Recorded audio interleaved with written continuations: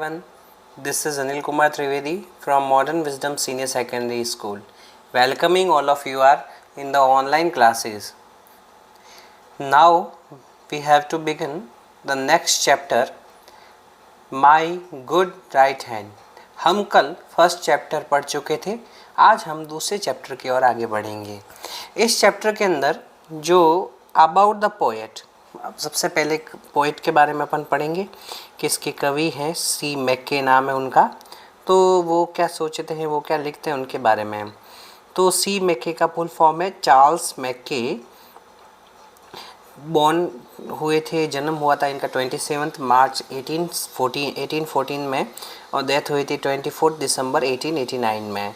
वो जो Scottish poet, मतलब स्कॉटलैंड के रहने वाले थे, ये पोइट भी थे, जर्नलिस्ट भी थे, पत्रकार जिसको कह सकते हैं अपन, ऑथर भी थे। ऑथर का मतलब लेखक जिसको बोल सकते हैं अपन, नॉवेलिस्ट यानी उपन्यासकार, बड़ी बड़ी किताबें लिखने वाले, और सॉन्ग राइटर, गीत लिखने वाले कवि भी थे।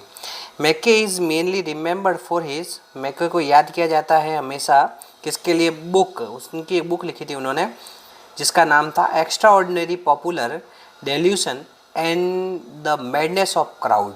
ये बुक का नाम था और उन्होंने वो लिखी थी। अब अपन बढ़ते हैं कि इस पोएम जो अपन पढ़ने जा रहे हैं उसके अंदर मिलेगा क्या। अपन जो पढ़ने जा रहे हैं उसके अंदर ये होगा अबाउट द पोएम। पोएम के अंदर के पोएम के बारे में यहाँ बता रहा है, डिस्क्राइब कर रहा है एक पोइट। तो the poem is related with the common theme of poverty, यानी गरीबी के ऊपर ये पूरी पोएम लिखी गई है, जो आज के समय में ज़्यादा, मतलब उस समय में ज़्यादा थी ऐसी। And the way how it can be removed, और इसमें तरीके बताए हैं कि गरीबी से कैसे बाहर निकला जा सकता है, उसको कैसे रिमूव किया जा सकता है। When the poet fail in grief, यानी कि जब पोइट को फेल हुआ, ग्रीफ का मतलब गरीबी के बंदिश में, गरीब उसकी मतलब प्रॉब्लम्स उसके सामने आने लगी, वो उस प्रॉब्लम्स के अंदर गिरने लगा। एंड सम एडवर्सिटी का मतलब होता है कुछ विपरीत परिस्थितियाँ उसके सामने आने लगी। ऑल हिज फ्रेंड, सभी उसके फ्रेंड और रिलेटिव्स डेजर्टेड हिम, उसको छोड़ दिया उन परिस्थितियों में। No one came to help him, उसकी हेल्प करने कोई नहीं आया। He found only lip sympathy from them, उनसे सिर्फ बातों में सिंपैथी मिली, बाकी रियल में मदद किसी से भी नहीं मिली। The poet think that trusting other people is like building a castle on sand. यहाँ पे कैसल का मतलब होता है महल, यानी कि किसी दूसरे पर विश्वास करना मतलब एक मिट्टी के ऊपर महल बनाना है।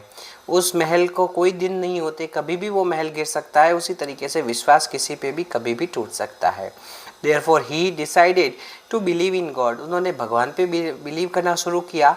एंड हार्ड वर्क, और इस पोएम के अंदर उन्होंने हार्ड वर्क पे भी बिलीव करना शुरू किया। To be done by himself, जो वो काम करता था उसके ऊपर बिलीव करना उन्होंने शुरू किया। With this realization his courage return in him, उसको इतना सब करने से उसमें खुद का वापिस साहस उसके अंदर आ गया, उसके अंदर वापस कुछ काम करने की साहस आई, हिम्मत आई। ही ओवरकम हिज सोरो, उसने अपना दुख अब वापस खो दिया था, यानी सुख उसका शुरू हो गया था, दुख के ऊपर जीत पा ली थी। एंड सून बिकेम प्रॉस्परस, और वापस से वो प्रॉस्परस का मतलब हो गया समृद्ध हो गया था अच्छे से। His hard work lifted him up from sorrow and pain, उसका जो हार्ड वर्क है उसको दुख से और पेन से उसको लिफ्ट कर गया, मतलब उसको वापस बाहर ले आया।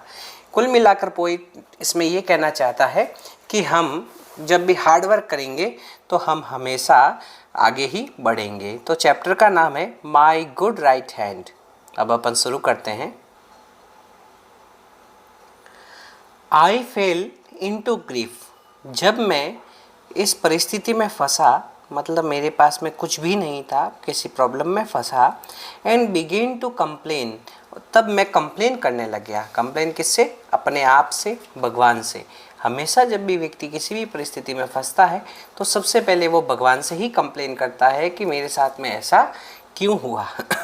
I looked for a friend, मैंने अपने दोस्तों की तरफ देखा, मैंने ऐसे दोस्त की तलाश की जो मेरी मदद करे। But I sought him in vain, लेकिन मुझे उनसे किसी प्रकार की मदद नहीं मिली। कंपेनियन वर शाई, कंपेनियन का मतलब जो सारे कंपेनियन मतलब हमेशा जो है मित्रगण बोल सकते हैं उसको हिंदी में, वो इसमें शर्मा रहे थे, मतलब मेरी हेल्प नहीं कर रहे थे। एंड एक्वेंटेंस वर कोल्ड, और उनकी तरफ से किसी तरह की जो है मदद वगैरह मुझे नहीं मिल पा रही। वो मदद थी वो एकदम ठंडी पड़ी हुई थी। जो परिचित लोग थे वो भी उदासीन दिख रहे थे। ठंडी पड़ी हुई मतलब उदासीन हिंदी का प्रॉपर वर्ड है, वो अपन यहाँ ले सकते हैं। They gave me good council but dreaded there गोल, उन्होंने मुझे बहुत अच्छी उन्होंने मुझे मतलब परामर्श दिए, बहुत अच्छे मुझे सलाहें दी, लेकिन ड्रेडेड देयर गोल, लेकिन उन्होंने अपना धन मुझे देने से कतरा रहे थे, मुझे अपना धन नहीं दिया। अगला पैराग्राफ है यहाँ पर। अगला पैराग्राफ यह कह रहा है कि लेट देम गो, अब कवि सोचता है कि उन्हें जाने दो क्योंकि वो मेरी मदद नहीं कर रहे हैं। आई एक्सक्लेम्ड, मैं मन में गुस्सा हुआ, मन में सोचने लगा, गुस्सा हुआ सोचने लगा, कुछ भी कह सकते हैं, या गुस्से में चिल्लाना भी एक्सक्लेम्ड कहलाता है। मैं गुस्सा हुआ बहुत ज़्यादा, मुझे मन में लगा अब जाने दो उन्हें। I have a friend at my side,